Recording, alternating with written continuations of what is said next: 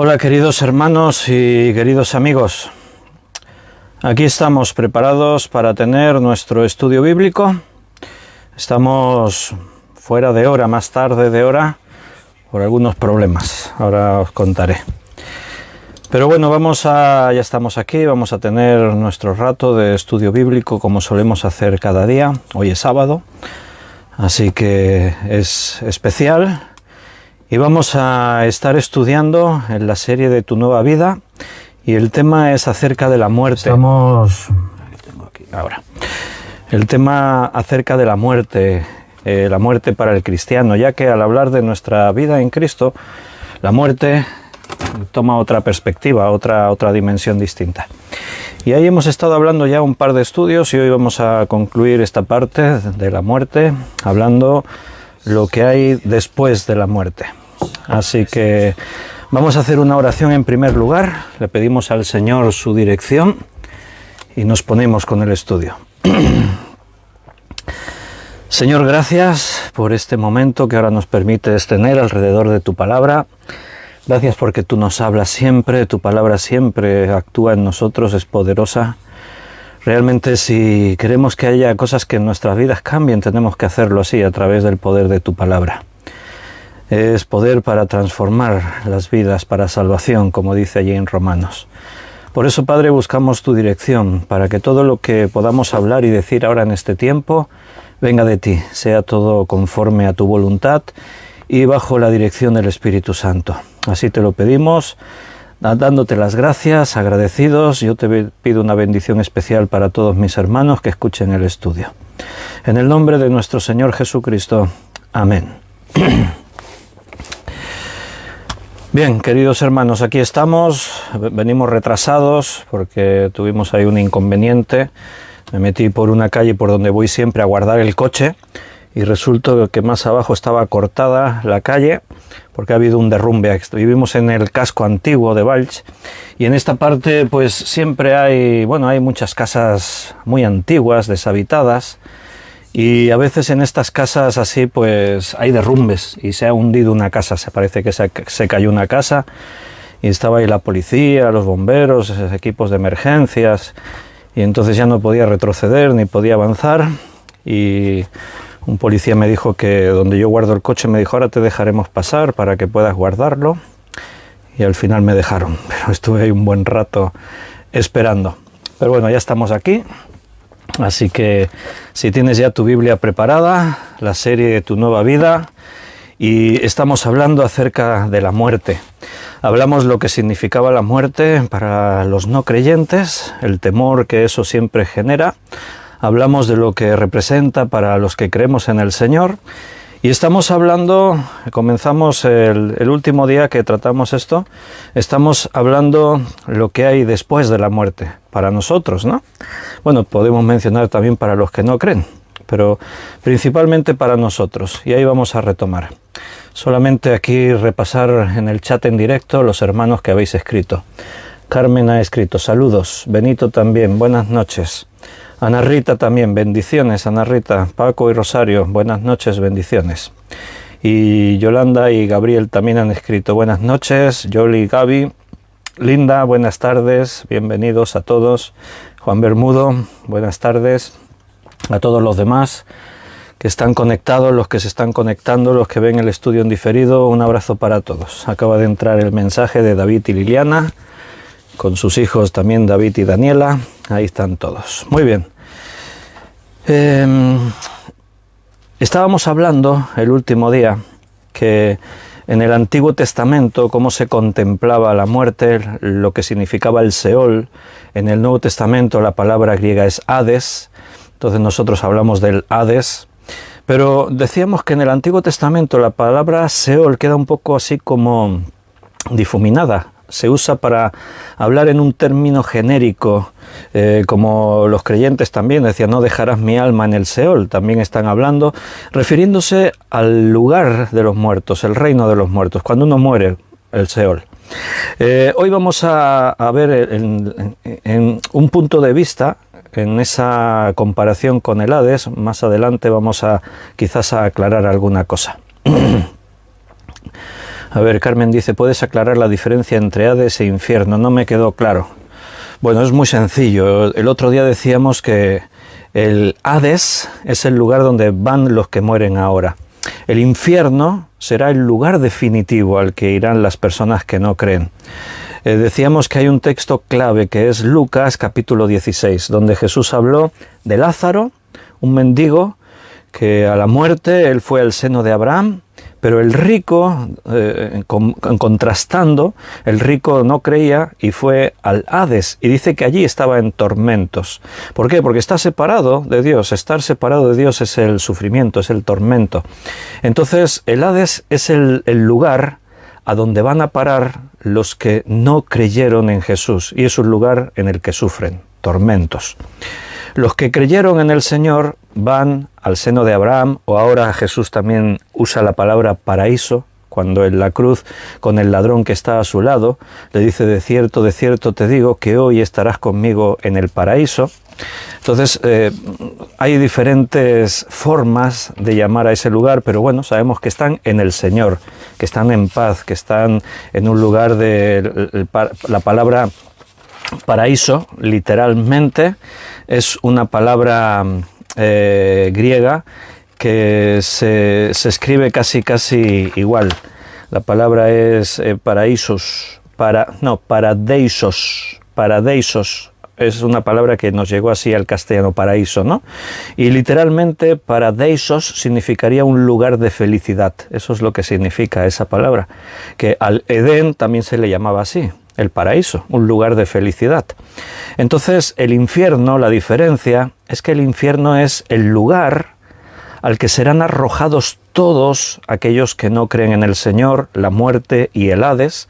El otro día veíamos que evidentemente muerte, Hades e infierno son dos cosas distintas, porque el Hades será arrojado al infierno, será destruido, ya no habrá más muerte.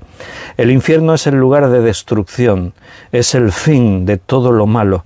Todos los que no están en el Señor, todo aquello que es malo, como la muerte y el Hades, serán arrojados al infierno. El lago de fuego, el otro día decíamos que se utilizan diferentes nombres para referirse al infierno: fuego eterno, el fuego que no se apaga, el horno de fuego, el lago de fuego, las más densas tinieblas, donde es el lloro y el crujir de dientes, y ese es el lugar al que todos terminarán aquellos que no son del Señor. Pero esto sucederá después del juicio final, donde según las obras de cada uno todos serán lanzados a este lugar. Vamos a ir hablando un poquito más de todo esto. La respuesta más o menos es así directa a la pregunta, pero seguramente conforme avanzamos en el estudio todavía va a ir quedando más claro. La venida, muerte y resurrección de Cristo cambió el concepto del lugar a donde van los que mueren. Por eso en el Antiguo Testamento se habla de Seol de una forma muy genérica. Evidentemente se matiza que los que mueren sin creer van a un lugar de dolor, de sufrimiento, y los que mueren siendo justificados por su fe van a un lugar de paz, de tranquilidad, de felicidad. Pero el término Seol queda ahí como para referirse a ese lugar. Cuando te mueres te vas al Seol. Entonces, en el Nuevo Testamento el concepto cambia de una forma muy notable. De ahí la explicación de Jesús en en Lucas, cuando allí capítulo 16, ¿no? Y en las expresiones como en Lucas 23:43 es cuando Jesús le dice al ladrón en la cruz, Jesús le dijo: de cierto te digo que hoy estarás conmigo en el paraíso. Hoy estarás conmigo en el paraíso. Es el lugar a donde van los que creen en el Señor. No quedan separados del Señor en un lugar de sufrimiento como los que no creyeron, que decimos están en el Hades. La victoria en el Antiguo Testamento se relacionaba siempre con la resurrección. Morimos, pero tenemos la esperanza de que resucitaremos. Esa es la idea que se relaciona con la muerte en cuanto a los que creen en el Antiguo Testamento. Creo que no nos alcanzó el otro día a leer Isaías, por ejemplo, capítulo 26, creo que no, vamos a leerlo. Isaías 26:19. En Isaías 26:19 dice: tus muertos vivirán, sus cadáveres resucitarán. Despertad y cantad, moradores del polvo, porque tu rocío es cual rocío de hortalizas, y la tierra dará a sus muertos. Esa es la idea. Los que creyeron en el Señor resucitarán, vencerán, tendrán victoria. Esa es la idea. Tú tienes allí un capítulo muy conocido en el Antiguo Testamento, es el capítulo 37 del libro de Ezequiel. Es muy conocido porque es muy peculiar, se conoce como el Valle de los Huesos Secos.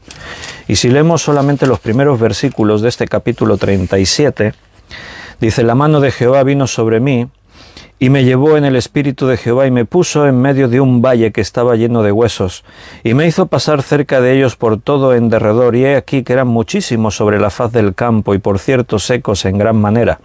Este valle lleno de huesos secos representa el pueblo de Dios, la nación, los que están separados de Dios, están muertos, Pero hoy me dijo: hombre, ¿vivirán estos huesos? Y dije: Señor Jehová, tú lo sabes.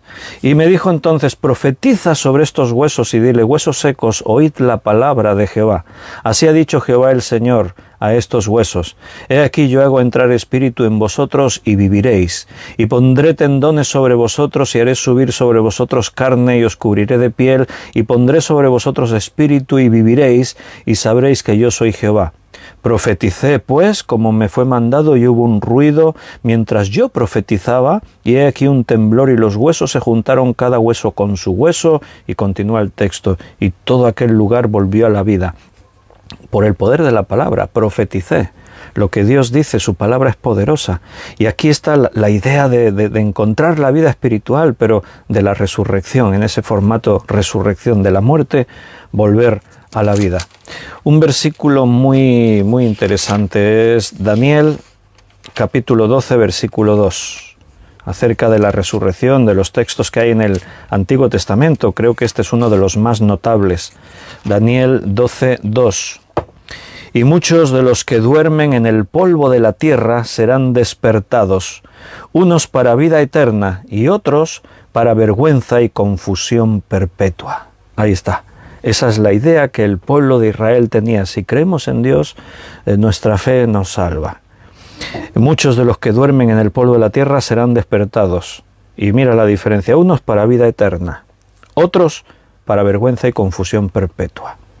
Entonces, en el Nuevo Testamento, la venida de Jesús, su muerte, su resurrección, sin duda marca una diferencia en la forma en la que recibimos ese mensaje.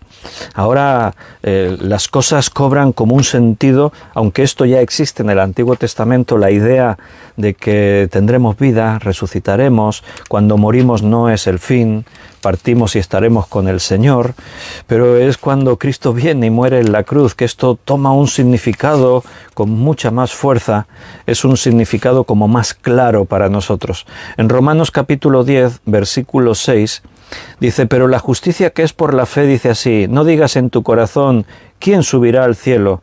Esto es para traer abajo a Cristo. ¿O quién descenderá al abismo? Esto es para hacer subir a Cristo de entre los muertos. Mas ¿qué dice? Cerca de ti está la palabra en tu boca y en tu corazón. Esta es la palabra de fe que predicamos. Que si confesamos con tu boca que Jesús es el Señor y creyeres en tu corazón que Dios le levantó de los muertos, serás salvo. La resurrección de Cristo marca esa diferencia. Él nos muestra de una forma visible, tan tangible, porque ellos le ven resucitado, de que la muerte no es el fin. Cristo vence la muerte. Él muere, es sepultado, pero como dijo, a los 3 días se libera de algo que para el ser humano es imposible. Los hombres mueren y no pueden salir de esa condición. Si mueres, quedas muerto. Pero Cristo vino para traer esta esperanza para nosotros, para que ahora, creyendo en Él, ya no tengamos que vivir pensando que la muerte es el fin, que es un salto al vacío, que no sabemos qué. Hay un cambio real. No solo cambia la visión, porque el lenguaje, la forma de vivirlo, de entenderlo, todo es distinto. Ahora en el Nuevo Testamento Cristo abre una puerta, nos muestra algo totalmente diferente. Decíamos que en el Antiguo Testamento los que vivían creyendo en Jesús y morían así, bueno, tenían esa esperanza de la resurrección. Pero Jesús dijo que el Lázaro estaba en el seno de Abraham. Pero cuando él muere en la cruz le dice al ladrón, ahí en Lucas 23, 43. Hoy estarás conmigo en el paraíso. Conmigo, ahí está la diferencia. Antes de eso se hablaba de estar en la presencia de Dios, el seno de Abraham, pero Abraham era un hombre, también murió. Antes de Abraham, ¿dónde iban? No había seno de Abraham, ¿no? Bueno, el seno de Abraham representa eso, un lugar al que van los que creen en el Señor. Pero ahora Jesús muestra una diferencia. Ahora dice, estarás conmigo en el paraíso. Y eso lo cambia todo. Ahora leeremos algún versículo más cuando vamos a ver algunos versículos cuando clarifiquemos en el Nuevo Testamento que dice dónde están los que murieron creyendo en el Señor. Lo vamos a ver. La entrada de Jesús en el reino de los muertos cambió el estado de los muertos. Los que estaban esperando, por la fe habían creído, ahora ellos también están con Cristo. Morir es estar con Cristo. Pablo lo decía así, el otro día lo considerábamos. Vamos a recordar Filipenses 1:23. Él dice que morir es estar con Cristo. Mira, lo leemos literal. Filipenses 1:23. Porque de ambas cosas estoy puesto en estrecho, teniendo deseo de partir y estar con Cristo, lo cual es muchísimo mejor. No es que me muero y voy a un lugar entre las nubes y estoy ahí flotando. No, es estar con Cristo. Si los que mueren creyendo van con Cristo. Por eso la entrada de Jesús en esta nueva forma, Él muere y resucita. Como dice la Biblia, es el primogénito entre los muertos. O sea, Cristo es el primer hombre porque Él creyó. Y Él es el primer hombre que, bueno, claro, Cristo creía, ¿no? Quiero decir, Cristo es el primer hombre que viene como hombre. Él era Dios, ya existía, claro, ninguno se imagina, ¿no? Cristo, evidentemente, Él va a estar en los cielos. Sí, pero aquí hay un concepto teológico, hay un concepto que nos puede resultar difícil de entender, cómo Dios se despoja de su gloria y se hace un hombre, pero Él viene como hombre, y como hombre muere, y como hombre resucita, así que es el primer hombre que resucita para la eternidad. De esa forma, todos los que murieron antes de Él están a la espera, todos los que mueren a partir de Cristo seguimos a la espera. Un día todos los que durmieron en Jesús resucitarán. Él es el primero. Entonces, como Él es el primero, vamos a decirlo así en un lenguaje que entendamos nosotros, es el que inaugura este lugar de espera. Él resucitó y ahora los que duermen en Jesús, los que mueren, van para estar con Jesús, a la espera de la resurrección. No es que mueren y ya resucitan y tienen... No, ellos están en espíritu a la espera, porque la Biblia nos explica que vendrá el día en el que todos resucitaremos o los que estén vivos serán arrebatados. Entonces, ese lugar paradeisos es el lugar de la felicidad, es el lugar del bienestar. Los que mueren no solo es que estén ahí dormidos inconscientemente, no, están en un sitio donde hay felicidad porque están con Cristo. Así Pablo es lo que entendía. Y claro, esa unión tiene que empezar aquí en este mundo. Pablo estaba unido a Cristo en este mundo y esa unión es irrompible, la muerte no la puede romper, no cambia. Si tú estás unido a Cristo en vida, cuando mueres sigues unido a Cristo. Entonces, partir y estar con Cristo, decía Pablo, es mucho mejor. El estado de los muertos en Cristo, la Biblia incluso a veces no utiliza la expresión de morir. La palabra dormir es un sustituto a la palabra morir, a la palabra muerte, estar dormidos. Y bueno, tenemos diferentes textos que nos hablan así. En Juan capítulo 11, versículo 12 y 13, en el caso de la muerte de Lázaro, Juan 11, versículo 12 y 13.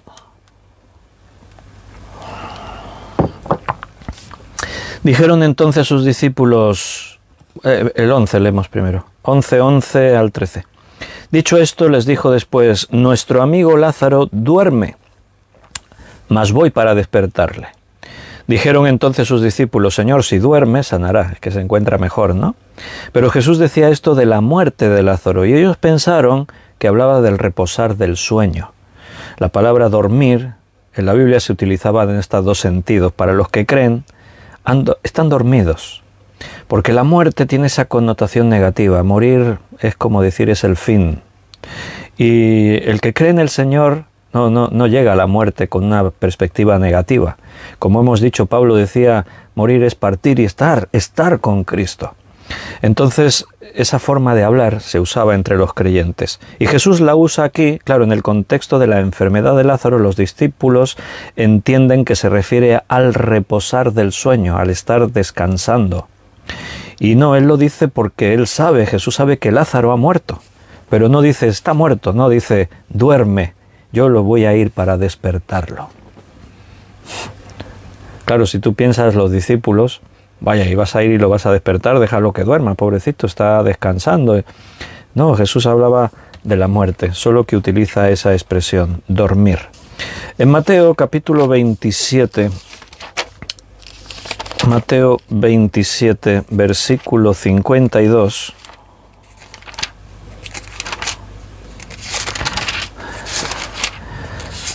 Mateo 27, 52 dice, y se abrieron los sepulcros, en el instante de morir Jesús en la cruz ocurrieron manifestaciones así misteriosas, milagrosas, hubo un gran temblor, el velo del templo se rasgó, y una de las cosas que pasó es esto, que dice que se abrieron muchos sepulcros y muchos cuerpos de santos que habían dormido se levantaron. O sea, hubo gente que resucitó. Después morirían otra vez, como Lázaro, ¿no? Porque no resucitaron para vida eterna. Si Jesús resucitó a Lázaro, Lázaro vivió el resto de los días que estuvieran previstos para él y volvió a morir, y ya a la espera de la resurrección del día final, que estaremos con el Señor para siempre. Pero te quería este versículo mostrar también que usa la expresión dormido. Muchos cuerpos de santos que habían dormido. No dice estaban muertos, no dice habían dormido. Resucitaron, no para vida eterna, resucitaron para vivir unos años más aquí en esta vida y después volvieron a morir. Ya para siempre, hasta la resurrección, para siempre hasta la resurrección. Primera de Corintios, capítulo 15, versículo 20. Primera carta a los Corintios, 15, 20. Mas ahora Cristo ha resucitado de los muertos, primicias de los que durmieron es hecho. Notas que aquí usa las dos expresiones en el mismo versículo, muertos y durmieron. Dice, Cristo ha resucitado de los muertos. Todos quedan muertos, pero Él resucitó. Y Él es las primicias de los que durmieron. Él es el primero que resucita para vida eterna. Por eso habla de el primogénito de entre los muertos. Por eso se usan expresiones como esta, primicias de los que durmieron. Los que murieron en Jesús es como que están dormidos a la espera del día de la resurrección. Cristo se adelantó, Él es el primero, porque así venció a la muerte. El reino de la muerte está vencido. Y todos seguiremos a Jesús. Todos los que han muerto durante todos los tiempos creyendo seguirán a Jesús. Él es las primicias, después vendrá todo lo otro. Pero ahí está otra vez la expresión dormir. Y en Primera de Tesalonicenses, capítulo 4, primera carta a los Tesalonicenses 4, 13 al 14, dice, tampoco queremos, hermanos, que ignoréis acerca de los que duermen, para que no os entristezcáis como los otros que no tienen esperanza. Porque si creemos que Jesús murió y resucitó, así también traerá Dios con Jesús a los que durmieron en Él. O sea, fíjate que aún entre los creyentes a veces existe ese sentimiento de pena, de tristeza por los que han muerto. Y Pablo dice, no quiero que ignoréis acerca de los que duermen. No usa ni siquiera la expresión los que se han muerto. No quiero que ignoréis acerca de los que duermen, para que no os entristezcáis como los otros que no tienen esperanza. La muerte, el dormir, la separación de un ser querido, claro, causa tristeza. Si tú tienes a un ser querido, somos creyentes los dos, tenemos la certeza de la salvación, pero hay tristeza por la separación, es un adiós y los adioses siempre nos entristecen. Cuando Pablo se fue de Éfeso, después de 3 años de estar allí, los hermanos le abrazaron llorando y estaban muy tristes porque se iba, no se había muerto, pero las separaciones, las despedidas, duelen. Pero Pablo se refiere a esa tristeza como los que no tienen esperanza. Aquellos que mueren sin Cristo, la muerte es un paso trágico. No hay esperanza, es terrible, es el fin. Pero los creyentes no tienen que tener este sentimiento, porque si creemos que Jesús murió y resucitó, así también traerá Dios con Jesús a los que durmieron con Él. Cristo es el primero. Todos los que durmieron en Cristo resucitarán. Dios los traerá con Cristo. Todos volverán a la vida. Ahora están en un estado de paz, de bienestar, de felicidad, porque están con Jesús en el paraíso. Pero también ellos, como nosotros, esperan la venida de Jesús. Ellos para resucitar. Nosotros, si estamos vivos, para ser arrebatados. Lo que duerme es el cuerpo. El espíritu está consciente, está vivo. Y ahí es donde vamos ahora a entender este principio. Aquí en estos pasajes que hemos leído, no sé si percibisteis, os disteis cuenta que el énfasis en algunas palabras, en algunos detalles, se fija en el cuerpo. Cuando lees y dices, Pablo, ¿no? Porque partir y estar con Cristo es muchísimo mejor. ¿Qué es el partir? Morir, dormir. ¿Pero qué es lo que duerme? El cuerpo. Porque el espíritu se va con Cristo. Cuando Jesús habló ahí en Lucas 16 del rico y de Lázaro, entonces dice, y cuando murieron, cuando durmieron, el rico fue al Hades, Lázaro fue al seno de Abraham. Lo que duerme es el cuerpo. El espíritu está vivo en la presencia del Señor, o en el caso de los que no creen, el espíritu está consciente, está vivo en el Hades, en un lugar de tormento. De ahí que cuando se habla de los que duermen volverán a despertar, habla de la resurrección del cuerpo. La resurrección, mira, si la muerte es la separación del cuerpo y el espíritu, la resurrección es la unión del espíritu con un nuevo cuerpo. Se entiende, ¿no? Morir es separar. Muerte espiritual, estar separado de Dios. Muerte física, separar el cuerpo del espíritu, alma, espíritu. Entonces, el cuerpo es el que duerme.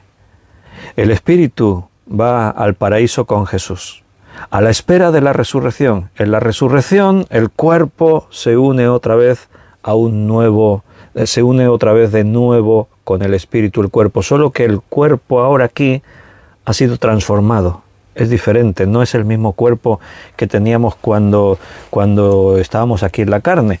De ahí que la pregunta, ¿qué relación habrá entre el viejo cuerpo y el nuevo cuerpo? ¿Tendrá parecido? Es una cosa que siempre los creyentes preguntamos, ¿no? Cuando resucitemos, ¿seremos así como ahora? ¿Tendremos la apariencia que tenemos ahora? Los mismos rasgos, porque ¿qué pasa con una persona que muere con 90 años, con 98 años? ¿Resucita todo viejo, con las arrugas? ¿Qué pasa con un bebé que murió con un mes de vida? ¿Estará toda la eternidad como bebé? Bueno, no es que la Biblia nos hable de una forma directa a esto para respondernos así, pero sí que se entiende, por algunos casos, algunos pasajes, algo de lo que leemos así entre líneas, se entiende que es como si todos fuésemos a tener como una apariencia de juventud eterna, una apariencia de un cuerpo vital, enérgico, especial, poderoso. Lo más cercano a poder intentar comprender esto es el propio Jesús, porque es el primero que resucitó y todos le seguiremos. Entonces, dice la Biblia que seremos semejantes a Él en su resurrección, a Cristo. Entonces podemos comparar un poco cómo era Jesús cuando resucitó, ¿no? Evidentemente había rasgos que se le reconocía como cuando Él estaba vivo, pero a la vez no. El pasaje de María Magdalena en el huerto no es del todo concluyente, porque es posible que María estuviese de espaldas, aunque no lo creo, porque si tú estás en un sepulcro, en un huerto, y de pronto oyes que alguien te habla, ¿qué haces? Te giras y lo miras. O sea, no es que tú estás ahí en un lugar y alguien te habla por la espalda y tú te quedas ahí de espaldas hablando con él. Sí, no, ¿por qué? No, te giras y lo ves. Pero María no le reconoce a Jesús. De pronto cree que es el hortelano. O sea, ella ve a un hombre, pero no le reconoce como Jesús. Físicamente Jesús ha cambiado. Y ella le habla. Señor, si tú has cogido el cuerpo, porque cree que es el que cuida aquel lugar, el hortelano. Si tú has cogido, dime dónde lo has puesto para que yo vaya y pueda ungirle. Y entonces cuando Jesús dice María, es cuando ella le reconoce. Los dos discípulos de Emaús, nota que dice que eran discípulos, o sea, conocían a Jesús personalmente. Y no le reconocen tampoco. Camina con ellos, habla con ellos, se sienta en la posada, está con ellos, les abre las escrituras, se las muestra, y no es hasta el instante en el que desaparece que dice que fueron abiertos los ojos de ellos y se dieron cuenta que era Jesús. O sea que, evidentemente, el cuerpo de Jesús podía tener rasgos que se asemejaran a cuando Él estuvo aquí como hombre, pero su cuerpo era nuevo, era distinto. No le podría reconocer así simplemente a simple vista por sus rasgos. Era un cuerpo glorificado, era un cuerpo nuevo, era un cuerpo distinto, un cuerpo que aparecía y desaparecía, pero a la vez se podía tocar. El hecho de que a Tomás le dice, mira mi costado, mete tu mano en mi costado, mira mis heridas, no es la idea de que cuando muramos conserves tus cicatrices de este cuerpo, porque recuerda, es un cuerpo glorificado. No es la idea de que a mí me amputaron una mano y ahora en la resurrección iré sin mano. No es la idea. ¿Por qué Cristo conserva su herida en el costado y sus llagas en las manos? Bueno, porque lo que hace Jesús es mostrarle a Tomás que es Él. Soy yo, mira. Pero el cuerpo de Jesús tiene esas marcas como un recordatorio. Para Tomás, seguramente en la eternidad, cuando tú vayas, no sé si en algún momento podrás ver las marcas de Jesús, pero te aseguro que, no sé si en algún momento, pero te aseguro que cuando le mires le verás en toda su gloria, como Juan lo describe en Apocalipsis capítulo 1, en su trono, con su rostro como el sol, con todo el poder, la gloria y la autoridad. Lo que pasa que Jesús nos puede recordar. Juan, en la primera parte del libro de Apocalipsis, en varias ocasiones habla refiriéndose al que está sentado en el trono. Dice, y miré y vi, y he aquí el Cordero. Pero un poco más adelante dice, y he aquí, miré y vi el león. Entonces, un cordero y un león. ¿A qué se está refiriendo Juan? A lo que Cristo representa. En un momento dado, cuando Jesús mira, le recuerda al Cordero de Dios que dio su vida por nosotros. Vio quizás sus heridas, en algún momento vio sus ropas manchadas de sangre. Puede ser. Dios puede en un momento determinado. En algún momento le veremos así, porque esas escenas del Apocalipsis todavía están por llegar. Pero hasta cierto punto de Apocalipsis, de ahí para adelante, ya Cristo no vuelve a aparecer como el Cordero. Aparece como el león, pero después, más adelante, aparece como un ángel fuerte, como el Rey de Reyes y Señor de Señores. A partir de ahí ya no está más esa idea del Cordero, porque Él está para reinar para siempre y viene al mundo a destruir a sus enemigos, montando un caballo blanco y con todo su poder.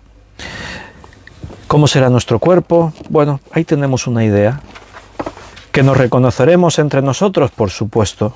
Ahí sí que no te quepa la menor duda. Todos nos reconoceremos. El rico reconoció a Abraham y reconoció a Lázaro, y seguramente Abraham nunca le había visto en vida. A Lázaro sí, pero él le reconoció, se dirige a Abraham como Padre Abraham.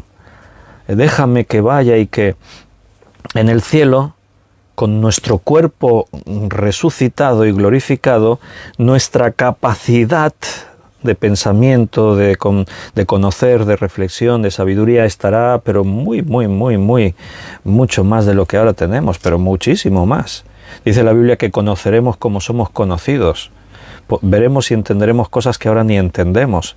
Y la forma de reconocernos, por supuesto. Yo nunca he visto a Moisés, no hay fotos suyas, pero cuando tú llegues al cielo, sabrás quién es Moisés, reconocerás quién es Daniel. no hará falta que te lo presenten. Allí tendremos un conocimiento diferente, amplio, más de lo que ahora tenemos. Entonces la relación entre el viejo cuerpo y el nuevo solamente es en ese sentido lo que estamos comentando, nada más que eso. O sea, solo el recordatorio de lo que fuimos, pero con un cuerpo glorificado. Ocurrirán cosas que aquí no ocurren. Todos seremos estupendísimos músicos. Allí Juan en los cielos vio a esa multitud que cantaban con instrumentos de cuerda, alabando a Dios. Todos tendremos la capacidad de volar, volaremos. Todos tendremos la capacidad de poder hacer cosas que ahora no hacemos. Las leyes de la física ya no tendrán poder sobre nosotros. ¿Podremos comer? Sí, claro, seguramente. Estaremos ahí en el paraíso, en la eternidad, en la Nueva Jerusalén. Allí se habla de los árboles, otra vez como había en el Edén, que dan todo el fruto a su tiempo, el árbol de la vida. Jesús, cuando resucitó, en diferentes pasajes lo vemos comiendo con sus discípulos. Los placeres que ahora disfrutamos, multiplícalos. O sea, la experiencia de estar en un cuerpo resucitado no te la puedes imaginar ahora. Viviremos en una capacidad, en capacidades, en comprender, en una dimensión. Bueno, en la nueva creación que Dios creará es algo que ahora nos cuesta mucho de entender, pero imagínate todo lo mejor que puedas, te vas a quedar muy corto, muchísimo mejor de todo lo que tú te puedas imaginar ahora. Entonces entendemos que Hades y paraíso son lugares distintos. Hay dos teorías, dos ideas entre los maestros bíblicos. Una es que Hades es un lugar donde van los que mueren sin Cristo y el paraíso es otro lugar que está en otro sitio, los cielos, en la presencia de Dios. Pero no está del todo claro. Porque, por un lado, por la forma en la que en el Antiguo Testamento se habla del Seol, y se refiere al Seol, el lugar al que van los muertos, y dentro del Seol se matiza los que están sufriendo y los que están en la presencia de Dios a la espera de la resurrección. En el Nuevo Testamento, el pasaje que tenemos más claro es el de Jesús, Lucas 16, y allí Jesús está enseñando y dice que el rico, estando en el Hades, el lugar donde están los muertos, alzó sus ojos y vio a Lázaro en el seno de Abraham. Y le dijo, por favor, manda que vengan y consuelen mi sufrimiento y tal, que toquen mi lengua con la punta de... ¿Y qué dice Abraham? Dice, hay una sima, hay un abismo entre nosotros y vosotros, de lo cual no podemos pasar de aquí a allá ni de allá a acá. O sea, como que la idea es que el Hades puede ser el lugar en el que están todos los que murieron, todos, solo que dentro del Hades hay una separación. Están los que están sufriendo y están los que están en un lugar que se denomina paraíso. Esas son las dos ideas. Pero no tiene más trascendencia, en cualquier caso es igual. Si es así o son dos lugares totalmente distintos, es simplemente una cuestión técnica. Porque lo que nos interesa saber es que los que murieron sin Cristo están sufriendo, pero los que murieron con Cristo, esto es lo que nos interesa, están con Cristo. Están en un lugar de felicidad, están en un lugar de bendición. Si ese lugar está un poco más para acá, un poco más para allá, al final nos da igual a nosotros, ¿entiendes? Entonces simplemente es una cuestión técnica que no tiene más importancia que esa. Los que mueren sin Cristo, evidentemente van a terminar en ese lugar sufriendo, y ese lugar se trasladará al infierno, el Gehenna que decíamos el otro día, y permanecerán ahí para siempre. Y esto es una idea que pesa mucho, es un concepto realmente muy fuerte, pensar que alguien se pueda condenar para toda la eternidad. Pero es lo que dice la Biblia, es un principio lógico. Dios nos ha hecho libres y Él está preparando el lugar definitivo para aquellos que quieran voluntariamente estar en ese lugar definitivo. Aunque es una idea difícil de asimilar, es totalmente comprensible, es lógico. O sea, Dios no nos obligó jamás a hacer algo que nosotros no querramos. Él trata con nosotros, pero Él espera nuestras decisiones. Él intenta de ablandar nuestro corazón. Él nos disciplina para que intentemos corregir nuestras actitudes y creer y cambiar, pero Él no nos fuerza. Entonces es totalmente comprensible y lógico que Él no va a obligar a nadie a que se metan ahí en la eternidad para siempre. Es algo que tiene que ser por decisión propia, es por amor. Y por amor es que las personas tomamos decisiones. En el Apocalipsis capítulo 20, versículo 11 al 13, Apocalipsis 20, del 11 al 13,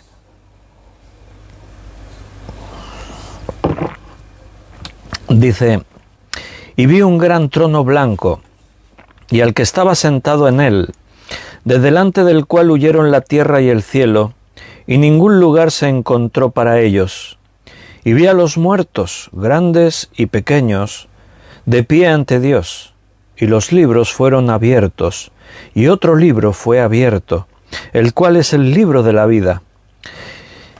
Y fueron juzgados los muertos por las cosas que estaban escritas en los libros según sus obras.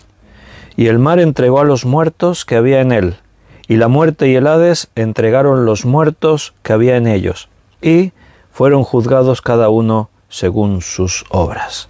Y la muerte y el Hades fueron lanzados al lago de fuego. Esta es la segunda muerte. Y escucha ahora: y el que no se halló inscrito en el libro de la vida fue lanzado al lago de fuego. ¡Wow! Esto es terrible. Es terrible. Por eso, hermanos, tenemos que orar, tenemos que predicar. De ahí que la insistencia del Señor, que nos llenemos de su palabra, que prediquemos el Evangelio a todas las naciones, porque Dios no quiere que nadie se pierda. Estamos en un intento a la desesperada, por así decirlo, ¿no? Para intentar que cuantos más se salven, mejor. Es como que el barco se está hundiendo y hay botes salvavidas. ¿Qué hace la gente que no se sube a los botes salvavidas? Vamos a empujarles, vamos a insistirles, vamos a acompañarles. Esa es la idea, tenemos que seguir luchando. Dios nos llamó a ser pescadores de hombres. Bien, fíjate lo que hemos leído. Está hablando del juicio final, así se denomina esta escena. Vi un gran trono blanco y al que estaba sentado delante de él. Dice: de delante del cual huyeron la tierra y el cielo, y ningún lugar se encontró para ellos. Es un momento clave en toda nuestra historia, el momento del juicio. Todos los hombres serán juzgados, todos. Los cielos, la tierra, el mar, como se conoce hasta ahora, huyeron de delante del Señor. Desaparece, esta creación desaparece. Vi a los muertos, grandes y pequeños. Todos los que han muerto a través de los tiempos están ahí, y los ve de pie delante de Dios. Porque como dice más adelante, el mar entregó los muertos que había en él. Fíjate, la muerte, el Hades, entregaron los muertos que había en ellos. Esa es la resurrección de los muertos. O sea, lo que está diciendo aquí la Biblia es que todos resucitaremos, todos. Los que creían en Jesús y los que no creían también. Los que creyeron en Jesús, como dice ahí, aparece un nombre, el libro de la vida. Los que creyeron en Jesús, los cuales sus nombres están escritos en el libro de la vida, estos entrarán en la nueva creación con Dios, para la eternidad. Pero los que no están escritos en el libro de la vida, estos son los que van a ser juzgados para condenación. Ahí dice que ahí están los libros de las obras. En esos libros está escrito todo lo que hemos hecho a lo largo de nuestra vida. Es como el informe policial de nuestros delitos. Esos son los libros de las obras. Ahí pone todo lo que hemos hecho, las cosas buenas, pero también las malas, que es al final lo que importa. Y ahí cuentan nuestros pecados. Ahí pone: Víctor hizo esto, todo eso está escrito ahí. Por ese libro yo estaría condenado. Pero la diferencia está en que mi nombre está escrito en el libro de la vida. Esa es la diferencia, gracias a Dios. Yo creo que ahí está mi nombre. Si tú tienes la certeza, entonces la muerte para ti no es una tragedia, es la liberación. Es llegar al punto de victoria. Entonces dice que los libros son abiertos, todos los que han vivido grandes y pequeños, da igual que sean ricos, da igual que sean pobres, reyes, plebeyos, da igual si tu cadáver estaba en el mar o estaba enterrado en la tierra, todos ahora están de pie delante del trono, esperando el veredicto del juez. Todos están ahí, todos. Dice, el Hades entregó sus muertos. Carmen, la pregunta de antes, ¿ves ahí la diferencia? Del Hades todos saldrán, pero del infierno no saldrá nadie que entre allí. Salen del Hades porque es el lugar de los muertos. La muerte y el Hades entregaron los muertos que había en ellos.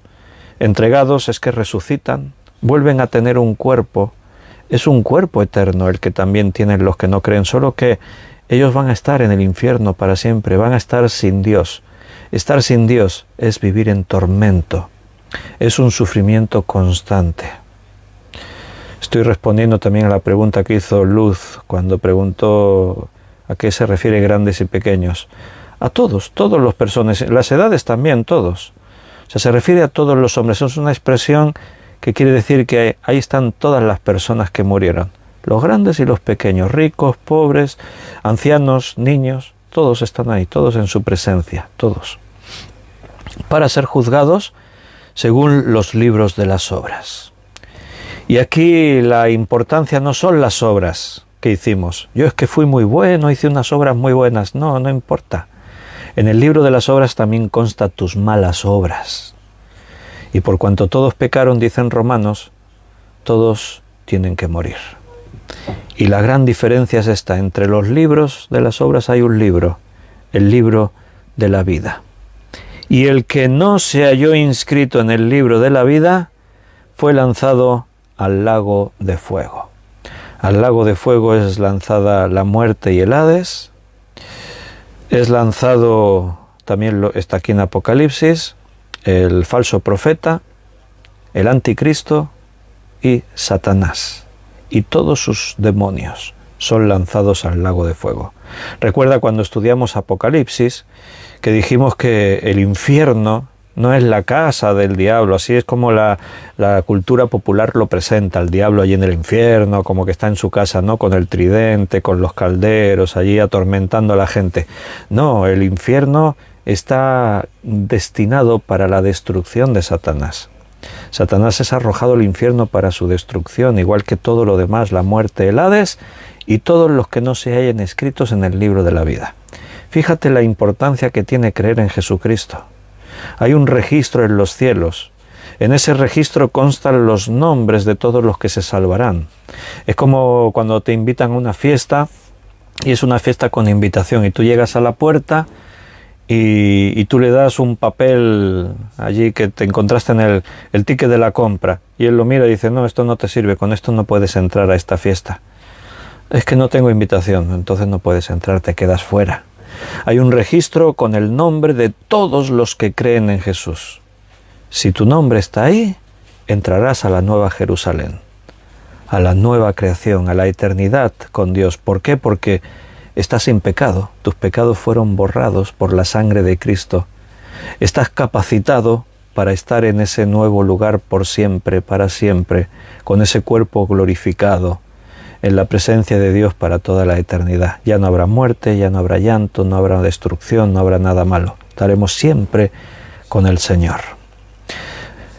Pero los que no tienen su nombre inscrito en el libro de la vida, ahí se pierden todos. A ver, Juan, ¿qué preguntó ahí? ¿Los que resucitan pero no han creído también tendrán un cuerpo aunque no sea glorificado? Sí, es lo que estoy respondiendo. Si la muerte eterna esa es la idea, lo que estamos viendo aquí. No podemos asegurar que el cuerpo que ellos tengan sea igual que el nuestro, no, claro, el nuestro es glorificado. ¿Cómo es el cuerpo de los que no creyeron? Lo que sí vemos es que resucitan. La muerte entregó a sus muertos, una forma de resurrección. Evidentemente no será como nosotros.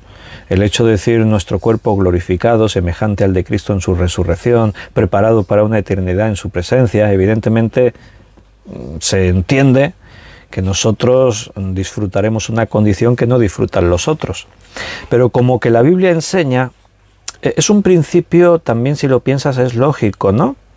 Porque la muerte es la separación del alma y el espíritu del cuerpo. Pero en todos los casos la Biblia dice, y el cuerpo vuelve al polvo de donde salió y el espíritu vuelve a Dios quien lo dio. Cuando Dios da una vida, parece que esa vida no desaparece. La muerte es la separación, pero no es la desintegración. O sea, la persona sigue existiendo, pero en otro estado, en un estado espiritual, a la espera de la resurrección. Entonces, es lógico entender que las cosas no desaparecen así porque sí. De hecho, en términos científicos hay una expresión que seguro que has escuchado que dice que la materia no aparece ni desaparece, solo se transforma. O sea, la desintegración de algo en teoría no existe.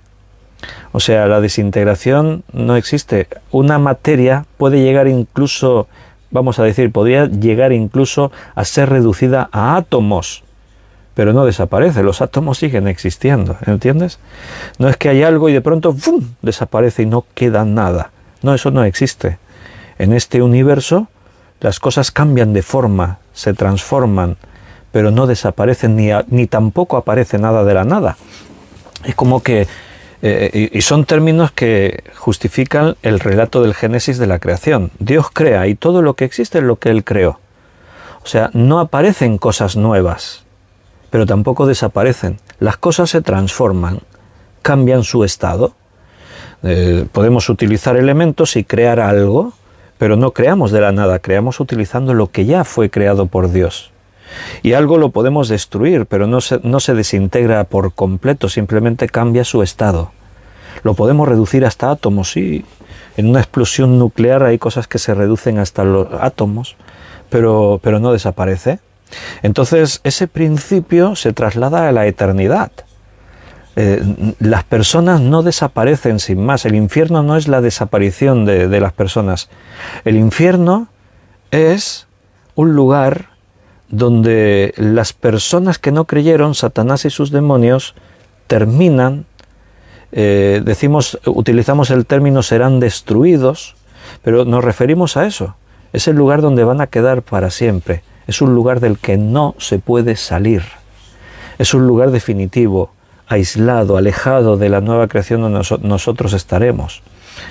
Desconocemos muchas cosas, hermanos. Yo sé que ahí pueden salir muchas preguntas, pero no terminamos de entender lo que no sabemos. Pero lo que sabemos está claro, ¿eh? Ahí sí que está claro. El infierno existe, es un lugar donde todos los que vayan quedarán ahí para la eternidad. Por eso viven esta especie de resurrección. Y si tienen que vivir para siempre, tienen que estar en ese estado para siempre. Igual que nosotros resucitaremos con un cuerpo celestial, no es un cuerpo como el que tenemos ahora, pero es un cuerpo, aunque digamos celestial no quiere decir que estamos flotando como fantasmas, no, cuerpo celestial, un cuerpo. Ellos también en ese lugar de tormento tendrán su cuerpo. ¿Cómo? No sé, no sabemos, pero nosotros tenemos la idea de como Cristo en su resurrección. Ellos, un cuerpo para destrucción, para muerte, para la eternidad en el infierno. Hermanos, esto es terrible. Las personas que no creen, no entiendo cómo no se paran, aunque sea por miedo, a plantearse, cuando les predicamos el Evangelio, a plantearse esta realidad. No lo piensan. Prefieren creer que la muerte es el fin y que no hay nada más. Y los que ahora partieron y están con Cristo, ¿qué están haciendo? Porque hemos dicho, están en un lugar de felicidad, pero ¿qué hacen? Están así quietos, con los brazos cruzados, sentados en una silla, mirando todo, se aburren.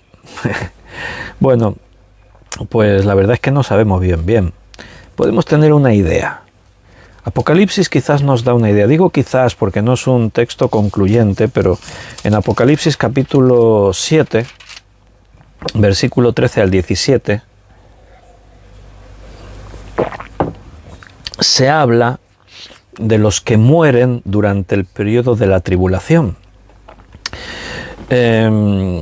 Hay una primera resurrección. y la Biblia habla de una segunda resurrección. ¿Cuál es la primera resurrección? La primera tanda es la del momento en el que Cristo viene para comenzar todo lo que cuenta Apocalipsis. Lo que nosotros llamamos el arrebatamiento. Entonces, en el arrebatamiento, Pablo en Tesalonicenses lo ordena de esta forma. Primero, los que durmieron en Cristo resucitan. Dice, los que durmieron en Cristo resucitarán primero. Luego, todos los que hayamos quedado, si ese momento de la venida de Cristo nos pilla vivos, entonces dice Pablo, seremos arrebatados y nos reuniremos con Jesús en las nubes y con todos ellos, todos juntos. A eso se le llama la primera resurrección. Los que durante todo el tiempo creyeron y en el momento de la segunda venida de Cristo, cuando Él llama a los que son suyos, se produce la primera resurrección y los arrebatados, y todos nos reunimos con Cristo y estaremos participando en esos eventos de Apocalipsis. Entonces, ¿qué? Tenemos la gran tribulación. La iglesia se fue, pero vimos en Apocalipsis que durante ese periodo de sufrimiento y tribulación habrá mucha gente que creerá en Jesús en esos 7 años que dure la tribulación. Lógico, todo esto que estamos sembrando nosotros, esas personas que están indecisas, que han escuchado el Evangelio, que están ahí pensando, hombre, ¿qué crees que va a pasar cuando vean que todos los creyentes hemos desaparecido? Que los niños pequeños hasta cierta edad han desaparecido. ¿Qué crees? Muchos se les abrirán los ojos y dirán, Dios mío, era verdad lo que me estaban contando estos. Entonces, ¿qué harán? Creerán. Muchos creerán en ese tiempo. Va a haber predicación en ese tiempo, no de parte de la iglesia como ahora en este formato, porque no estaremos como iglesia, pero estaremos como formato con cuerpos transformados. De ahí que estuvimos viendo que estaremos predicando, pero en ese formato, como ángeles de los cielos, pero no somos ángeles en ese formato. Pero Juan veía ahí mensajeros volando y predicando, veía jinetes que venían, veía seres vivientes. Dios tendrá a 2 testigos predicando en la tierra en ese tiempo, posiblemente sean Elías y Moisés. Todo eso lo hemos estudiado en Apocalipsis. Si te perdiste los estudios, vete a YouTube, busca en listas de reproducción la serie de Apocalipsis y te los escuchas, porque es una serie muy larga y yo no puedo explicar ahora todos los detalles. Pero ahí está. Entonces tenemos esa información que durante ese tiempo creerá mucha gente y morirá. ¿Y qué pasa cuando muera esa gente? Quedan a la espera de la segunda resurrección. La segunda resurrección es ese momento que hemos leído en Apocalipsis 20, cuando todos resucitarán para ser juzgados. En ese momento los que han creído durante la tribulación resucitarán y si sus nombres están escritos en el libro de la vida, no serán arrojados al lago de fuego. Entonces, ¿qué hacen los que ahora duermen y están con Jesús en el paraíso? Pues no sabemos, pero os dije, este texto quizás nos oriente, porque este texto describe lo que están haciendo aquellos que mueren durante la resurrección y como son creyentes, no se van a un lugar de tormento y de sufrimiento como es el Hades. ¿Qué hacen? ¿Dónde se quedan? Mira, vamos a leerlo. Apocalipsis 7, versículo 13. Entonces uno de los ancianos habló diciéndome, estos que están vestidos de ropas blancas, ¿quiénes son y de dónde han venido? Y yo le dije, Señor, tú lo sabes. Y él me dijo, estos son los que han salido de la gran tribulación y han lavado sus ropas y las han emblanquecido con la sangre del Cordero. O sea, esa multitud no se refiere a todos los creyentes de todos los tiempos.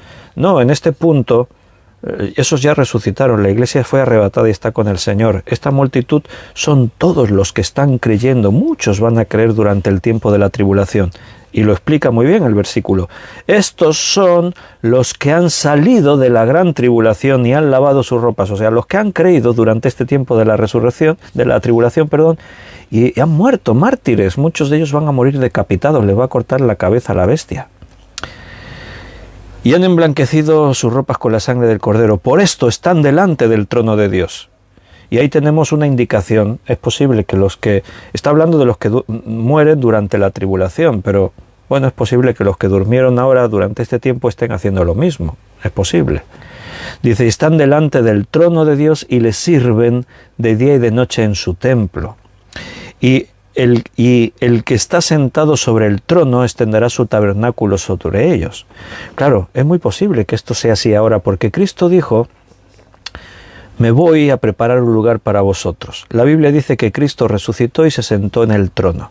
Si Cristo le dijo al ladrón en la cruz: hoy estarás conmigo en el paraíso, pues es posible que los que murieron estén delante del trono, estén en la santa ciudad, solo que en espíritu, no con cuerpos resucitados.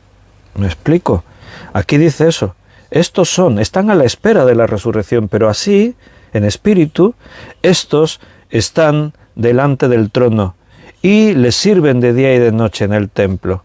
Y el que está sentado sobre el trono extenderá su tabernáculo sobre ellos, y ya no tendrán hambre ni sed, y el sol no caerá más sobre ellos, ni calor alguno, porque el Cordero que está en medio del trono los pastoreará y los guiará a fuentes de aguas de vida, y Dios enjugará toda lágrima de los ojos de ellos. Habla de lo que tienen y de lo que vendrá. Ellos están con la esperanza.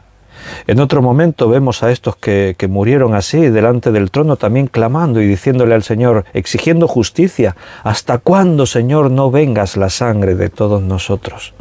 ¿Hasta cuándo vas a dejar que Satanás siga obrando en el mundo?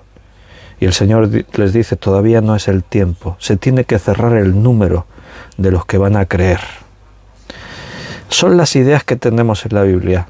Seguro que no está toda la información que nos gustaría saber, pero hay mucha información y yo creo que la que necesitamos saber para estar tranquilos, para vivir en paz, para poder mirar a la muerte sin miedo, mirar al futuro sin temor, sabiendo que ocurra lo que ocurra, nuestro fin, nuestro futuro es glorioso, porque estaremos en la presencia del Señor para siempre. Hermanos, lo vamos a dejar aquí. Estamos acabando media hora tarde porque empezamos media hora tarde.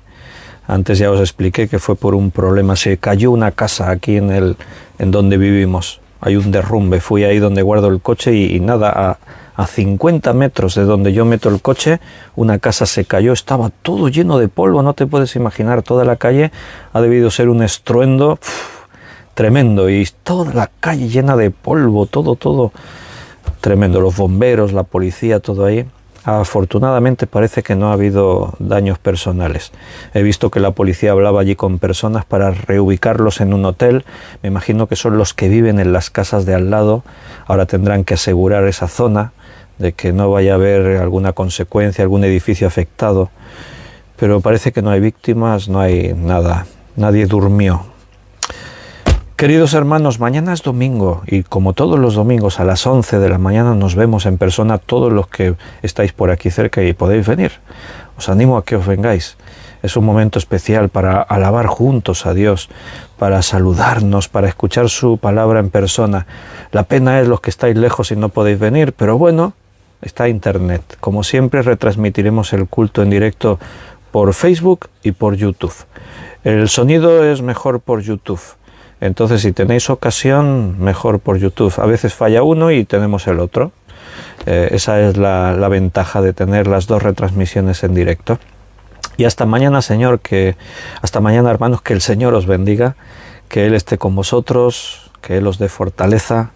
Oramos unos por los otros para que el Señor siga ahí tratando con nosotros. Un abrazo muy fuerte. Termino. Mira, se ha encendido la luz. Quiere decir que le falta pila a esto. Estamos llegando justos. Hasta mañana, un abrazo.